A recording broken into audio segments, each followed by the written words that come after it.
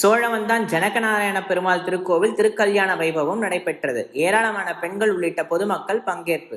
மதுரை மாவட்டம் சோழவந்தானில் உள்ள பிரசித்தி பெற்ற 1000 ஆண்டுகள் பழமை வாய்ந்த ஜனகநாராயண பெருமாள் திருக்கோவிலில் 50ஆம் ஆண்டு பிரம்மோற்சவ விழா கடந்த 19ஆம் தேதி கொடியேற்றத்துடன் துவங்கி நடைபெற்று வருகின்றது.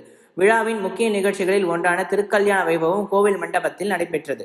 திருக்கல்யாண வைபவத்தை முன்னிட்டு திரளான பெண்கள் சீர்வரிசை பொருட்களுடன் ஜனகநாராயண பெருமாள் திருக்கோவிலுக்கு ஊர்வலமாக வந்தனர். இதனை அடுத்து மங்கள வாத்தியங்கள் முழங்க சிறப்பு பூஜைகள் துவங்கி நடைபெற்றது. பின்னர் வேத மந்திரங்கள் முழங்க ஸ்ரீதேவி பூமிதேவி சமேத ஸ்ரீ ஜனகநாராயண பெருமாள் திருமண வைபவத்தை அர்ச்சகர் பார்த்தசாரதி வட்டர் குழுவினர் நடத்தி வைத்தனர்.